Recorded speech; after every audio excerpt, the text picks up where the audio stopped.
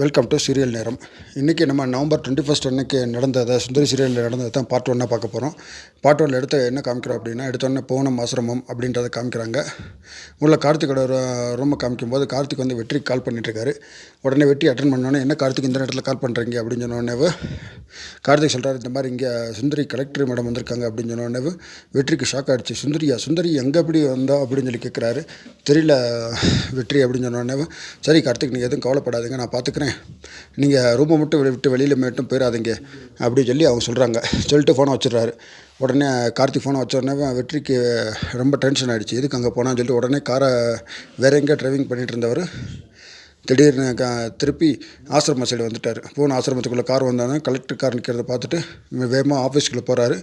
ஆஃபீஸ்க்குள்ளே போன உடனே hi madam அப்படின்னு சொல்லிட்டு போன உடனே சுந்தரி நீ எப்படி இங்கே வந்த அப்படின்னு சொல்லி கேட்குறாரு. கேட்டோடனே நானும் ஒரு வேலையாக வந்தேன், நீங்கள் எப்படி இங்கே வந்தீங்க அப்படின்னு சொல்லி அவங்க திருப்பி வெற்றியை கேட்க, வெற்றி சொல்கிறாரு, இந்த மாதிரி நான் உனக்கு கால் பண்ணேன், அது ஆனால் நாட் ரீச்சபிள் ஆகிடுச்சு, அதான் கலெக்டர் ஆஃபீஸுக்கு ஃபோன் பண்ணி அந்த மாதிரி எங்கே அப்படின்னு சொல்லி கேட்டோடனே இங்கே ஆசிரியர் சொன்னாங்க, அதான் உன்னை பார்க்கலான்னு வந்தேன். அப்படி என்ன வெற்றி இவ்வளோ அவசியம் அப்படின்னு சொன்னோடனே, இல்லை பத்திரிக்கை வந்துருச்சு, அதனால் சரி பத்திரிக்கை அந்த மல்லிகா மேடத்திட்ட நான் பேசியிருக்கேன், அவங்கள அப்பாயின்மெண்ட் வாங்கியிருக்கேன், உடனே அவங்களுக்கு கூட வச்சுட்டோம்னா நல்லாயிருக்கும், அதுக்காக உன்னை பார்க்கலான்னு சொல்லி வந்தேன் அப்படின்னு சொல்கிறாரு. சரி கிளம்பலாமா அப்படின்னு சொன்னோடனே, என்ன வெற்றி இப்போ தானே வந்தீங்க, வந்தவுடனேவும் உடனே கிளம்பணுன்றீங்க, நான் வந்த காரணத்தை கேட்க மாட்டீங்களா அப்படின்னு சொன்னோன்னே, நான் இவங்கள தான் பார்க்க வந்தேன், இவங்க தான் அந்த கந்துவட்டி குரூப்பை பிடிச்சோம்ல, அந்த கந்துவட்டி குரூப் வந்து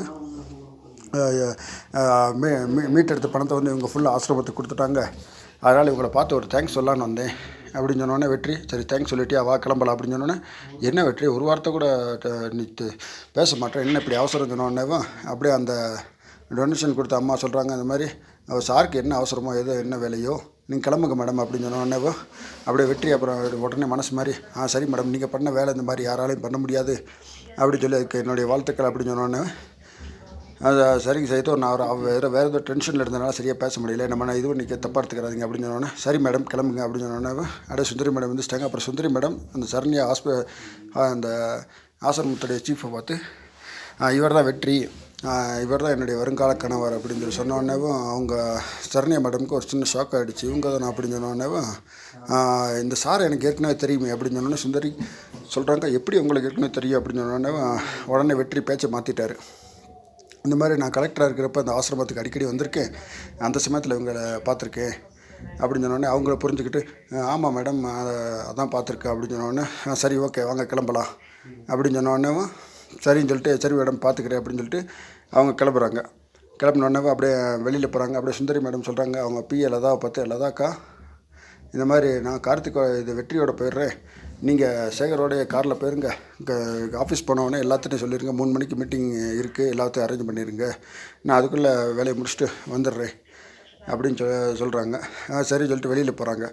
உடனே கார்த்திகோட ரூம்லேருந்து அந்த ராதா சிஸ்டர் வெளியில் ஜன்னல் வழியாக எட்டி பார்க்குறாங்க, கலெக்டர் மேடம் வெளியில் போயிட்டாங்களா இல்லையா அப்படின்னு சொல்லிட்டு வெற்றி காரில் ஏறதை பார்க்குறாங்க. அந்த காரில் ஃப்ரண்ட் சீட்லேயும் அந்த சுந்தரி மேடம் ஏறுறதை பார்க்குறாங்க. பார்த்தோன்னே அப்போ தான் அவங்களுக்கு மனசு ரொம்ப திருப்தியாக இருக்குது, அப்பாடா வெளியில் போயிட்டாங்கடான்னு சொல்லி ஒரு பெருமூச்சு விடுறாங்க. விட்ட உடனே அடுத்து கார்த்திக்கிட்ட வந்து அந்த ராதா சிஸ்டர் சொல்கிறாங்க, கார்த்திக் டென்ஷன் ஆகாதீங்க, கலெக்டர் மேடம் போயிட்டாங்க அப்படின்னு சொன்னோடனே, அப்பா எனக்கு இப்போ தான் நிம்மதியாக இருக்குது, ஏன் எதுக்கு நீங்கள் அவங்கள பார்த்து பயப்படுறீங்க அப்படின்னு சொன்னோன்னே, எதுக்கு ஒளிகிறீங்க அப்படின்னு சொன்னோன்னே, இல்லை மேடம் சும்மா தான் அப்படின்னு சொல்கிறேன், இல்லை எதுனா காரணம் அப்படின்னு சொன்னோன்னே, அவங்களால அவங்களுக்கு எதுவும் பயம் எதுவும் இருக்கா அப்படின்னு, இல்லை வேறு எதுவும் இருக்குதா அப்படின்னு சொன்னோன்னே, இல்லை அவங்களால பயம் எதுவும் இல்லை, நான் அவங்களுக்கு வந்து ரொம்ப கெடுதல்கள் நிறைய பண்ணியிருக்கேன், அதனால தான் சரி அவங்க முகத்தில் முழிக்க வேணாமே அப்படின்னு சொல்லி இது ஒருங்கியிருக்கேன் அப்படின்னு சொல்லி சொல்கிறாங்க. தன்னுடைய தப்பை கார்த்திக் உணர்ந்துட்டார் அப்படின்னு சொல்லி இவங்க மனசில் நினைக்கிறாங்க. இதோட இந்த பாட்டு முடிஞ்சிடுச்சு. அடுத்த செகண்ட் பார்ட்டில் என்ன நடக்குதுன்றதை செகண்ட் பார்ட்டில் உங்களுக்கு சொல்கிறேன். இந்த வீடியோ உங்களுக்கு பிடிச்சிருந்தால் லைக் பண்ணுங்கள், கமெண்ட் பண்ணுங்கள், ஷேர் பண்ணுங்கள், மறக்காமல் நம்ம தமிழ் சீரியல் நேரம் சேனலை சப்ஸ்கிரைப் பண்ணுங்கள். Thank you for all subscribers. Thank you very much.